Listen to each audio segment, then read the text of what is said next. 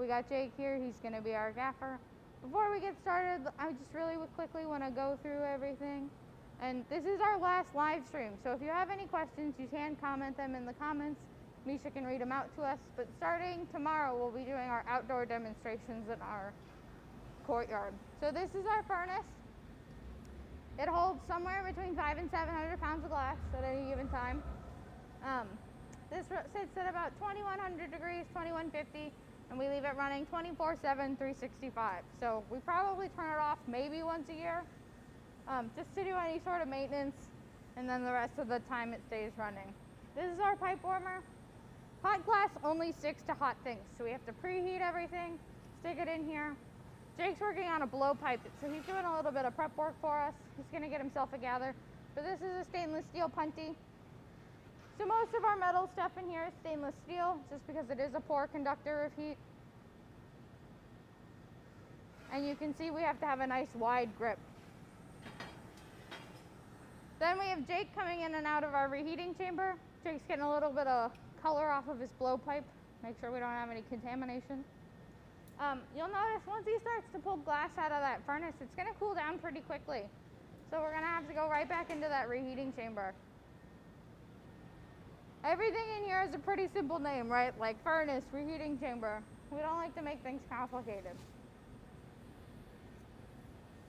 So Jake's gonna go ahead and get his first dip. And Jake's gonna make something called a collar, which is basically just a skin around the outside of the pipe. You can just open it back up for me in a second. Oh yeah. So Jake's got a teeny tiny gather.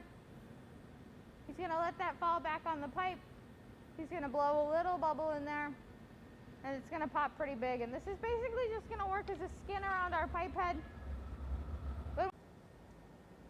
This studio is a public access studio, so that means anywhere from about 20 to 30 people use this to make their work.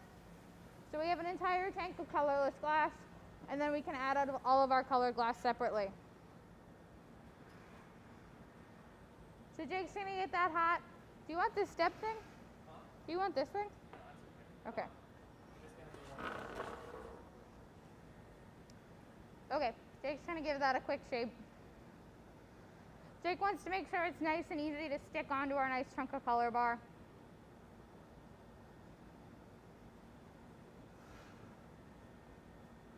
So he's gonna come on over with his jacks.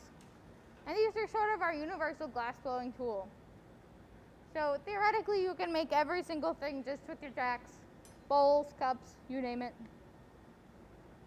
But Jake's gonna give that nice and smooth because we're gonna stab a piece of color bar onto this. And after we stab it up, I'll show you guys what that looks like up close. But if there's any sort of room for any indentations or weirdness, that's actually gonna trap an air bubble when we go to gather on top of it. So you can see Jake's nice collar. No glass off the front of the end. That way we can get a nice blue all the way through.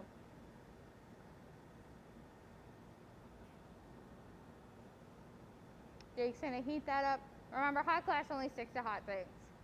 And our color bar is sitting in our pickup oven. Misha will show you it in a second. And this is sitting at about 918, which is our annealing temperature for glass.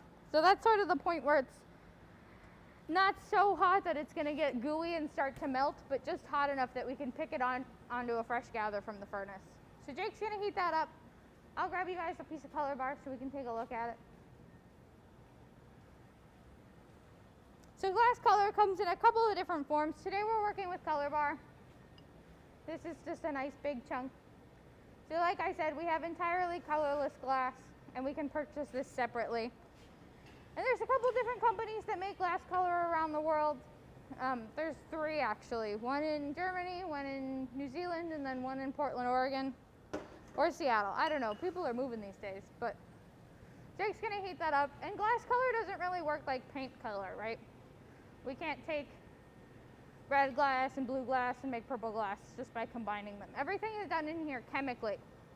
So the reason we don't really make our own color in here is because in order to make a color, you have to make one tank the entire color. So if we wanted to have blue glass, just me and Jake, we would have to throw an amount of cobalt into our colorless tank, and that's going to turn everything cobalt blue. It gets very complicated and sciencey, which is far more work than we're willing to do.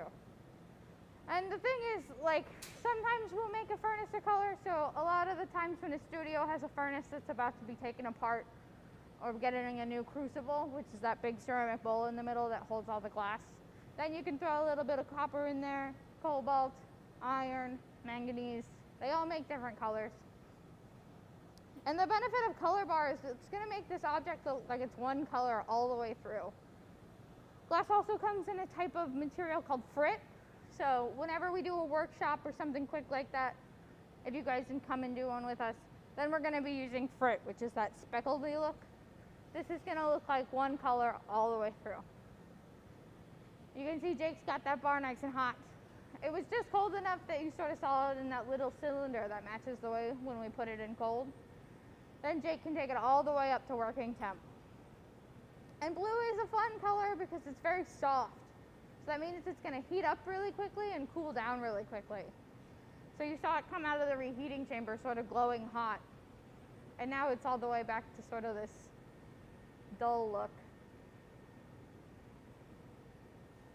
So once Jake's got that nice and smooth, like I said before, if there's any sort of, Jake will give you a good look at that. I know I promised you it's blue. At least we think it's blue.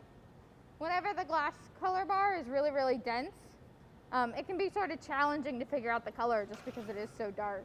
And when it's hot, it's a totally different color from when it cools all the way back down. So even between when we take this off the pipe at the end of the demo and when we pull it out of the annealer the next day, it can be a totally different look. You sort of have to plan ahead. So Jake's gonna let that set up, shape it up a little bit. The thing about color is if Jake goes right back into the furnace and that color is still too hot, he could really easily lose that glass in the furnace. And then everybody would be making glass with a slightly blue tint for about 5 to 7 years before we get rid of this furnace. And then everybody would be mad at Jake forever, which we don't want.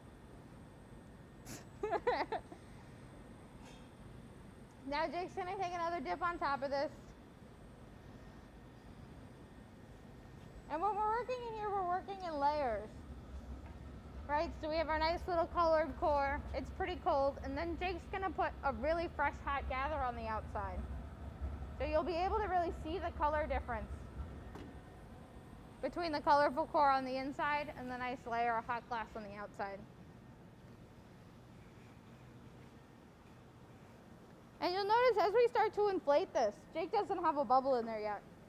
But you'll be able to see that blue sort of disperse throughout that clear layer, and then it'll look like it's blue all the way through. Jake's gonna give this a nice little shape up. He's using our wooden block tool. I said earlier most of our tools are made out of stainless steel, but we have a couple of wooden tools, and all of our wood is made out of a fruit wood. So our wooden blocks stay waterlogged, and fruit wood has a really, really tight grain pattern. So there's very low sap content. So if we were to use like pine or oak, the sap wells are sort of too large and they would catch on fire really rapidly. The fruit wood is nice and tight. So sometimes they'll catch on fire. The wooden blocks we don't really have to worry about just because they stay nice and waterlogged. But later on we'll use paddles, and sometimes those will catch fire. But fire's sort of the part of the deal. You get used to it after a while. So Jake's gonna sort of even out the layers, right? Because that internal layer is really cold and that external layer is very hot. So before we introduce any air into this, Jake's gonna even everything out, make it nice and happy, and then give it a nice little puff. He'll probably go on back on with our block one more time. The blocks are really great because they do create that steam barrier. So there's a couple different tools that'll use that.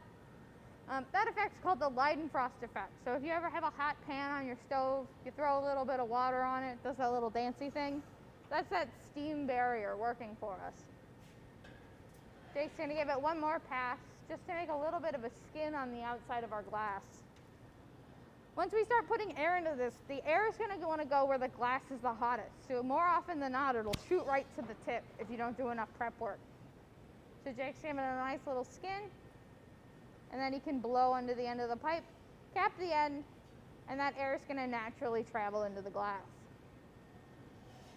With color, it can be tough to see your bubble actually moving, So what Jake's really looking for is the glass to change in shape, right? Because we can't see the bubble wall, we can't sort of guess what we're working with. We're looking at how the glass is moving more than anything.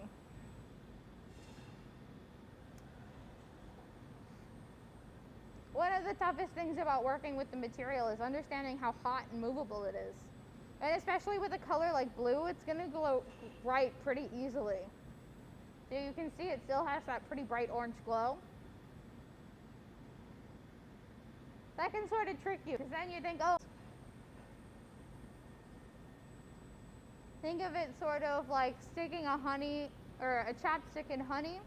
You sort of have to wind up that liquid material and keep turning. Okay, we're a little warm. We can just hang out for a second. Jake can come over to our lovely pipe cooler. Does the opposite of the pipe warmer. We want to have sort of a nice long range of motion on the pipe, and that's going to allow Jake to turn a lot easier. Sort of think of it like a hockey stick. You don't want to hold one end, because then it's really hard to navigate. Ready? Okay, Jake's going to take one more dip.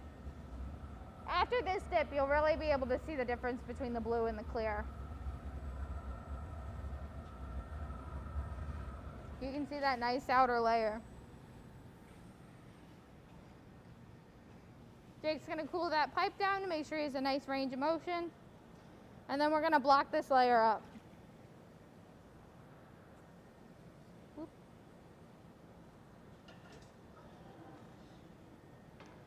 So Jake right now can then go in and move all of that colorless glass and sort of push it back up onto the bubble into a nice round shape. The blocks are really great because they have this nice round Q-tip shape. But this is sort of the shape the glass naturally wants to be. So if Jake were to take a gather out of the furnace, turn really evenly and nice and slowly, eventually it's naturally going to form that shape. But when we're working in here, heat's sort of the name of the game. So as soon as Jake comes out of that furnace, he's losing heat, and he wants to work quickly. So these blocks are just sort of an opportunity for us to facilitate faster workmanship. In this sort of setting, we're doing things as a demonstration, right? So we want you guys to be able to really see how things are working and move a little bit slower. But if Jake and I were making this object production style, we're actually going to work a lot quicker. Just because of being able to use that furnace heat is so much easier than trying to get it all the way back up. Jake's going to hook up his blow hose. Normally when you see us doing demonstrations, we're sort of it's very much a team sport. But these days we've sort of had to adapt. So Jake has this lovely piece of surgical tubing that he can then stick onto the end of his pipe, and that's actually going to allow him to blow and inflate the glass. You could use these normally to make like ornaments by yourself or anything, sort of that kind of thing, pumpkins, any small work. But larger pieces you really want to have a separate person blowing. Makes everything a lot easier. Jake's going to heat this up, and then he's either going to marble or use this paper. I guess we'll find out in a second. But now what he wants to work on is bottom weighting our piece. So you notice he has a lot more colorless glass on the end. That's going to sort of set us up to have a nice stable bottle. If Jake has a bunch of glass on the shoulder or the neck, which is the part that's closest to the pipe, that's going to cause this to be heavy in all the wrong places. So then you leave it on a shelf and a cat knocks into it, and then it wobbles over and over like one of those clown things, but then it falls over and breaks. So Jake's going to go on with this paper. You'll see he's really holding onto the bottom of our bubble. And our paper is just made out of 8 to 10 sheets of newspaper. This stays waterlogged just like our blocks do. And it uses that steam barrier to really shape things. The hardest part of working with this material is the fact that we can never touch the pieces we're working on it, right? If you're a ceramicist or a potter and you're throwing a pot, you can feel the profile of the objects the entire time. But when we're working in here, the paper is the closest we'll ever get to actually touching anything. Jake's going to go over to our marver table. And marver is sort of the Latin root word for marble. So, back when the Romans were doing this, those large tables would be made out of marble. But marble is A, sort of bad at that job, and B, really, really expensive if you break it. So we have a nice slab of stainless steel that Jake can sort of roll across and shape and cool the object in a specific way. We like to say that glass has a memory. So you'll notice sort of every time Jake touches it to the marver or with one of his tools or with the paper, or he takes it back to the reheating chamber, that glass is going to remember that difference in heat, and it's going to affect it later on when we're inflating. So every time Jake touches it, it remembers. And Jake wants to inflate that shoulder out sort of a little bit extra than normal, just because he's going to make a bottle for us today. So if you have a really thick shoulder, and when I talk about the bubble, I sort of talk about it like a body, right? So the neck is the part that's really, really close to the pipe, and then our shoulder is just below that. And later on, we're going to put a foot on this, and that foot is the bottom of the bubble. But Jake's going to go on with his jacks. He's going to set the diameter by squeezing down. And Jake's not squeezing crazy hard. This glass is still pretty molten, so you sort of have to think of it like taffy, right? If we touch it at all, it's going to stretch pretty easily.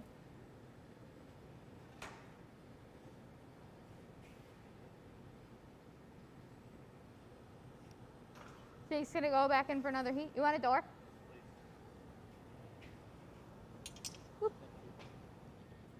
We have these lovely sets of doors so that we can sort of change the size of our reheating chamber. These first doors aren't so bad, but once we start opening the larger ones, it feels pretty warm.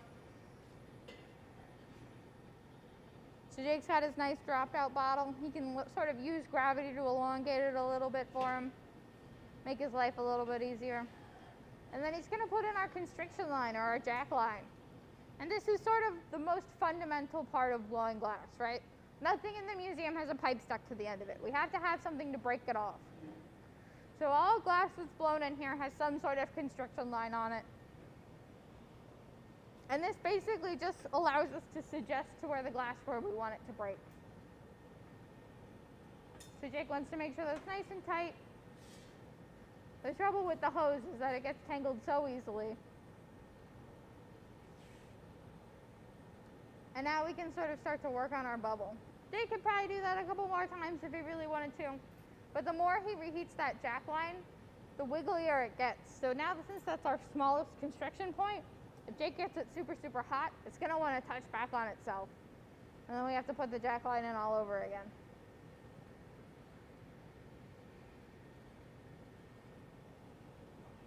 Almost there. Do you want me to hold the pipe? I got you. You're fine. I'll try to put it back on center.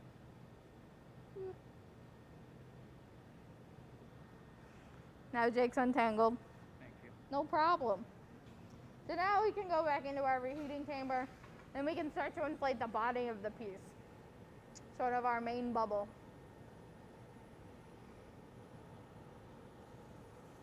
So you'll see Jake takes it for a nice flash. You'll hear me talk about flashing a lot. Flashing is just sort of taking maintenance heats. So if that moil or the part that's on the pipe is ever out of the reheating chamber too long, it'll start to crack and break just because of the room temperature air is too cold for it. So Jake will take these nice maintenance heats, nice long flashes, make sure everything's nice and even and happy. And then he can sort of start to focus heat on the parts that he wants to get nice and warm. So you can see a little bit of a heat difference. I say a little bit. You can see a lot of a heat difference between the top and the body of the bubble. Jake's sort of elongating it out. I feel like every time Jake pulls a bottle, it slowly gets longer and longer. Here, I gotcha. Oop.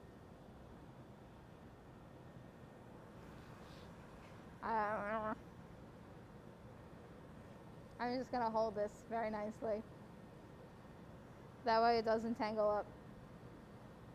Jake's going on with our paper, sort of evening out our bubble, really feeling the sides and the profile of the object.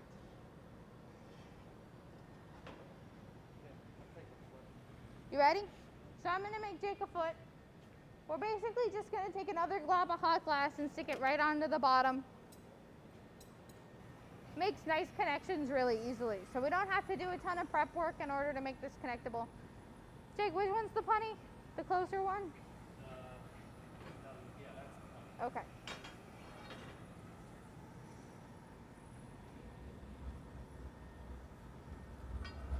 So I'm going to take a quick double dip.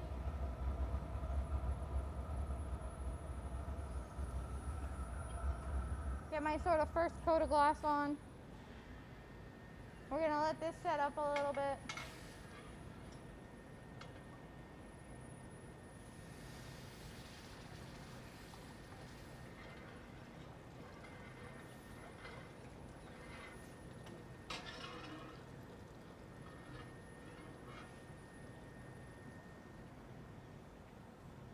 And what I'm looking for when I know that it's ready is that you can see it sort of slowly moving if I stop. We want to make sure it's nice and solid.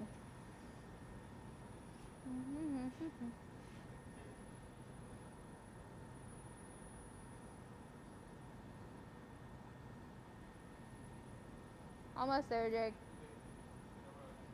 Okay. Jake wants to make sure that his bottle isn't so warm that when we go to stick this on, the heat's going to make an indentation on the bottom. So he's just taking it for nice short flashes, just evening out the heat in the object. I'm going to go ahead and take my second dip, Jake.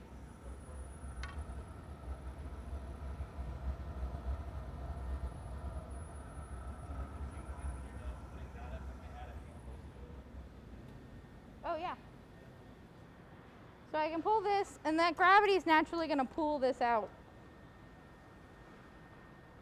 And this is why we call it a cookie foot, because it's sort of the shape of a cookie. You want one handle? Yep. So Jake can stick it right on. He's using his diamond shears to sort of center out. And our diamond shears are a really great glass blowing tool because they cut from two sides. So we have our normal straight shears, which are like your regular old scissors, but you can see these cut at a diamond point. So when Jake's working, if we just cut with straight shears, it's just going to cut in a straight line. And normally when we're in here, we want to cut from multiple sides. So Jake's going to go to our reheating chamber, get out some of the heat chill on the bottom. You'll notice if you look really closely, it'll have like this sort of texture on the bottom, and that's just from when the hot glass touches the very cold marble. Jake's got to melt that out. And then he can come over with this paper, and he can physically use his fingers to sort of set that foot up in the way that he wants. We got to be careful with that blue glass. So Jake's sort of using, and you can see his thumbs actually physically pressing into the bottom of our foot. If you ever pick up like a wine bottle or a soda bottle and you flip it over, you notice it has this really deep indent to make this really nice contact point with the table. When we're working in here, we sort of have to really think about how our glass object is going to sit on a table or a shelf before we make it. So you want to have that nice indent to sort of make a really nice contact point. Just because this stuff wobbles a lot, it can be really easily knocked over. And then since glass is such a fragile material, when it's cold, it'll really easily break.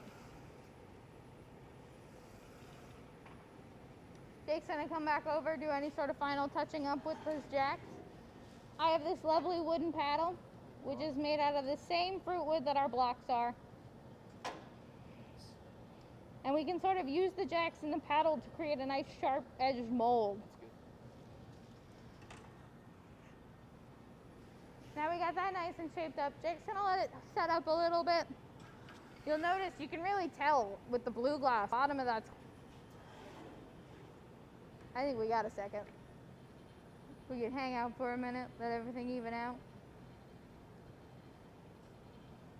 And a good way to tell if something's hand blown in a hot shop, if you look, take the object, flip it upside down, look at the bottom, you'll see a little sort of circular mark, and that's sort of the indication of the puntee. A lot of our commercially made cups, like the ones you would buy at Kroger or IKEA, you'll notice it's totally smooth on the bottom. They would actually take something like this, chop it off now, cut the top of it off later on, and polish it out. So that's how you know if it's made in a factory versus if it's made in a hot shop. You ready? Okay. I'm gonna go ahead and make Jake a puntee.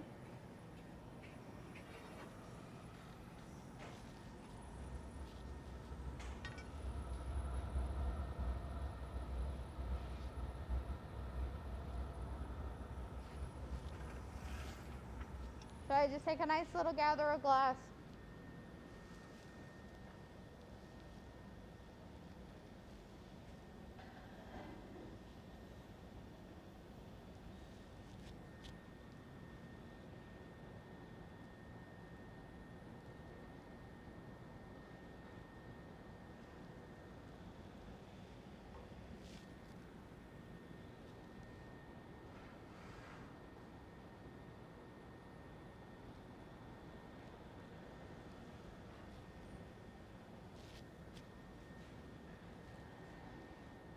Here's where I get really quiet because I sort of have to pay attention.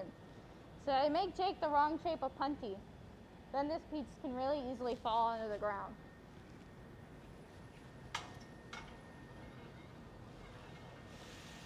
So I'm going to cool Jake's pipe off just so we have a nice range of motion.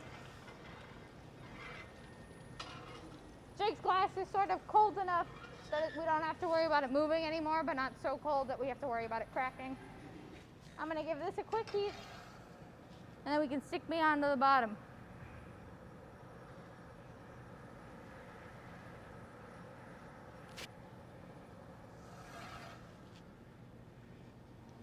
So Jake's going to grab me with his tweezers. He's going to make a little touch, sort of turn a little bit, make sure we're nice and on center.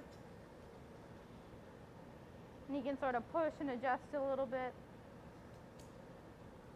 Can I have the rails for this since it's so long? Yes. Thank you. How does that feel? Need a little bit more time? Can I have a little bit of time? I'm just sort of feeling to see if it's really going to move on me. I think I can take that. Put the neck on the rail. Okay, Jake's going to put a couple drops of water on our constriction line, bring it up on the rail, give it a tap, whoop, and then I can come on over, give it a good flash.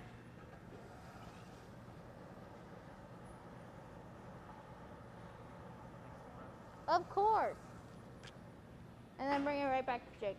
Thank you. So what Jake's going to do is he's going to take the little bit of time he has, quickly center the object.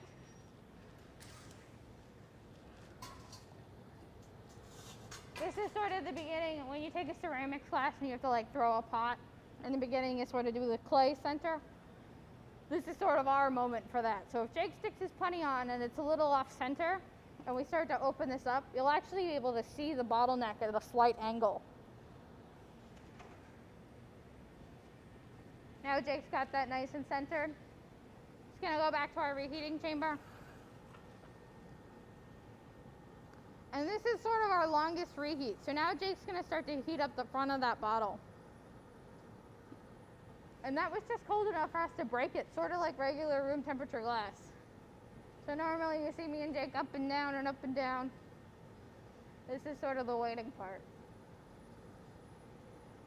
And it's not so bad with just the one door, but once you start opening more and more doors, it starts to get hotter and hotter.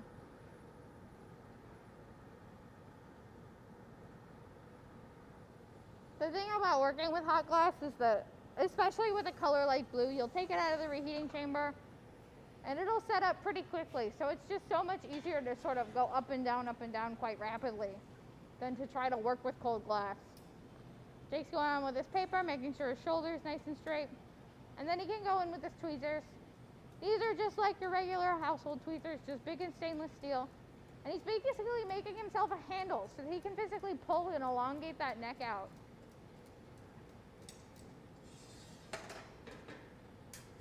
Stretch it out, make it nice and long. Jake's gonna give it a good flash, get some more heat. And that little handle is sort of, could be a decorative element if you really wanted to, but if I know Jake, he's gonna cut that off in a minute. So the nice thing about hot glass is that it's sort of infinitely elastic. So as long as Jake just keeps getting this neck hotter and hotter, he can keep pulling and pulling if he really wants to.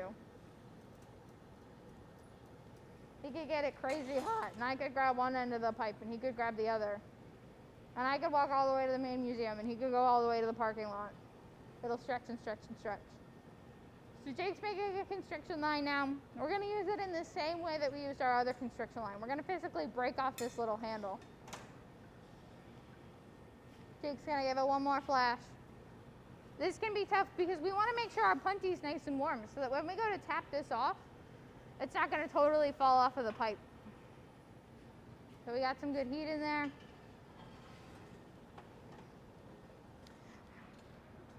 Are you sure this is blue, Jake? I think so. It's very dark. It is pretty. I guess it could be steel blue. That's pretty dense. Jake's gonna give it a good cooling with his diamond shears. I can give it a little tap. And it comes right off. I guess we'll see what color it is from that. So now Jake's gonna sort of melt in all of that texture. Because when we break our glass off, when we're doing the constriction line and right now, it's actually quite sharp because it's sort of like your room temperature broken glass. So Jake's gonna melt all that in and then he can sort of give it a final shaping. I'm gonna grab my wooden paddle again. Jake has this nice long noodle.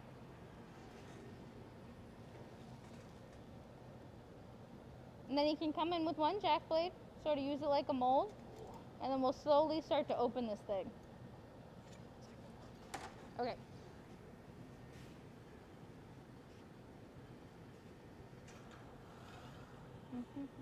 This can be tough because Jake has a nice narrow bottleneck.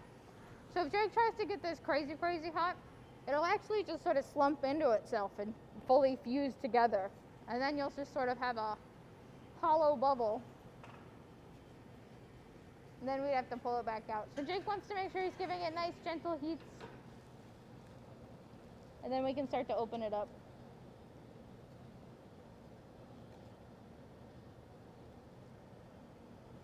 I'm using this paddle just like we did on the other side.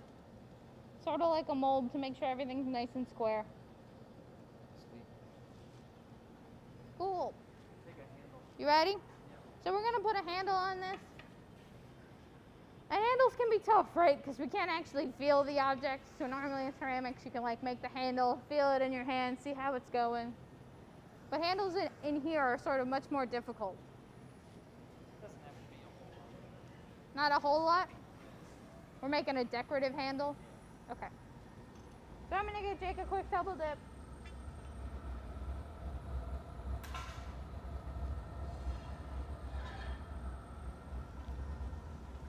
Set up my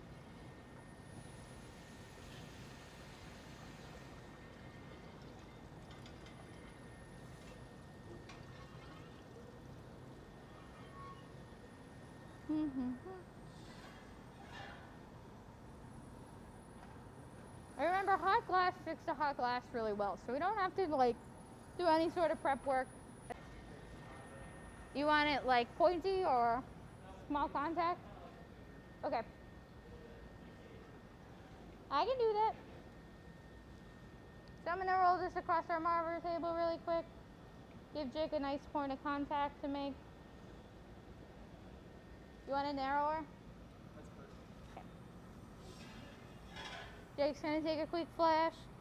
Then I'll give this a good heat and then he can stick me on.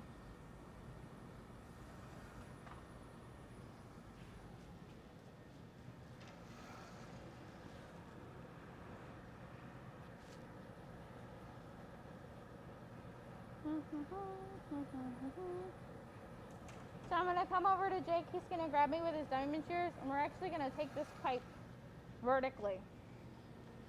So I'll come straight up and down. Jake can grab on, stick me on. Pull a little bit, make a little constriction point where he's gonna cut later on. Pull a little more. Oh, that's much smaller than I thought. And then he can go on with his tweezers and physically pull that glass up.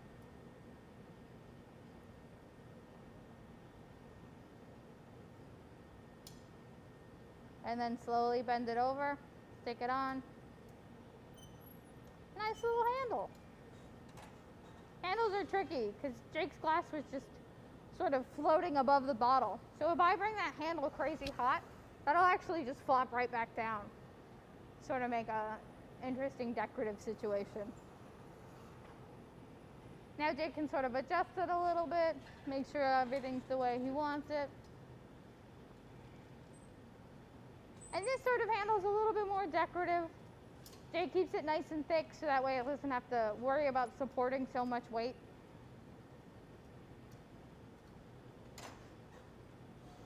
Cute. And at this point, Jake's sort of winding down a little bit because we could keep reheating this handle over and over again. But the longer you do it, the more precarious it gets because Jake can't really heat with the handle facing up because then it'll just slip down into the body of the glass. I'm gonna do a quick touch up on the neck and then Okay, good to go. you want to paddle? Yes, please. We're going to touch up the neck one more time. I see what Jake's talking about. A little crooked. A little crooked. It's okay. We can fix it. Jake can just go back on with his jacks, straighten everything out. There we go. Never happened. Never happened. Nice. Okay. Now we got that nice and set up. So now we're going to get ready to take this off of the pipe. So I'm going to put on my super cool outfit. And Jake's going to start flashing down. So we're sort of evening out our heat, right? Because the lip of this object, or right where the opening is, was just hot enough for us to really move it around.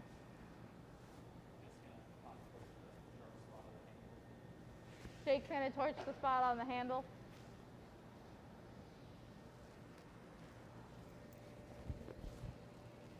When he goes and he cuts that handle off, it can actually sort of be pretty sharp. So in order for us not to have to fix that later, Jake's just going to torch it right now. Then we can start flashing down.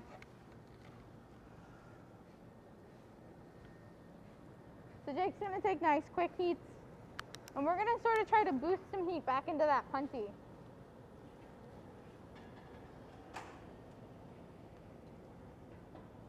He's going to adjust the handle.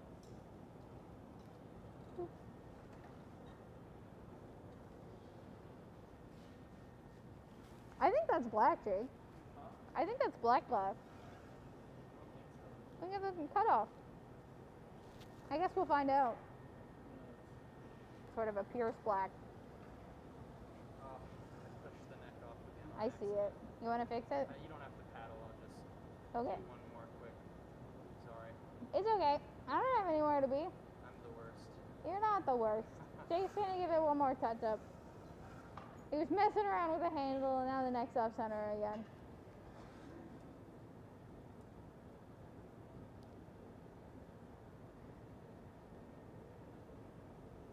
There we go. Now we're gonna start flashing down. So you'll see Jake takes the whole thing to the reheating chamber, comes back out, lets it hang out a little bit. And the nice thing about that foot is that we don't really have to worry about how this breaks off. If we were to have sort of a very thin bottomed cup, sort of like a very fine piece of stemware, we might have to worry a little bit more. But Jake's got some good ice on the bottom.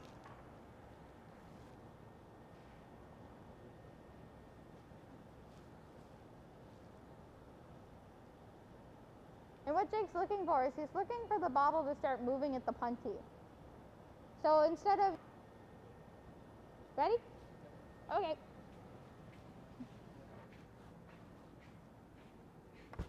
Jake's gonna go ahead and take a little bit of water and he's gonna stick it right where the puntee meets the bottom of the object. He's got that nice butter knife. We'll see if I made a nice puntee. That's fun.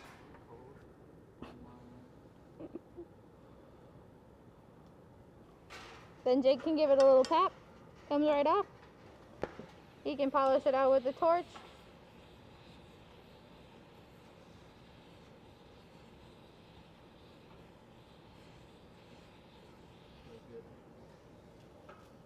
Got a nice little smoky glove.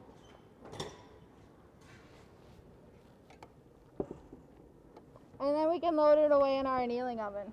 So that's going to cool down in there overnight. The thickest part of that object is sort of our bottom, so where that foot is, and that's maybe that thick at its thickest point. So that'll cool down for about 24 hours. We'll send this annealer down at the end of the day, and then it'll be ready for us to get out tomorrow morning. So annealing can sort of complicate things because we want to make sure our glass is nice and stable. So we sort of cool it down slowly, make sure everything survives and is nice. A good example of that is that we have that cast bench in our ancient gallery. So that annealed for about 11 months. and it still has these teeny tiny surface cracks in it. So we have to be very, very careful to make sure everything's nice and stable and usable. So if you guys have any questions, you can go ahead and leave them for Misha. This is our last demonstration, so these will be up for the rest of forever. So if you're watching in the future, you can go ahead and comment us a question and we'll have somebody answer. We, of course, want to thank our sponsors, Owens, Illinois and Well Tower, for sponsoring all of our demonstrations. And the gallery is open. We're open Wednesday through Sunday. I know the dates, the hours vary by day, so you just have to look them up. And then starting tomorrow, we'll be doing our outdoor demonstrations in the glass courtyard every single day that we're open. At 2 o'clock. Do we have any questions, Misha? Lovely. Thanks, guys. We'll see you in person tomorrow, I guess.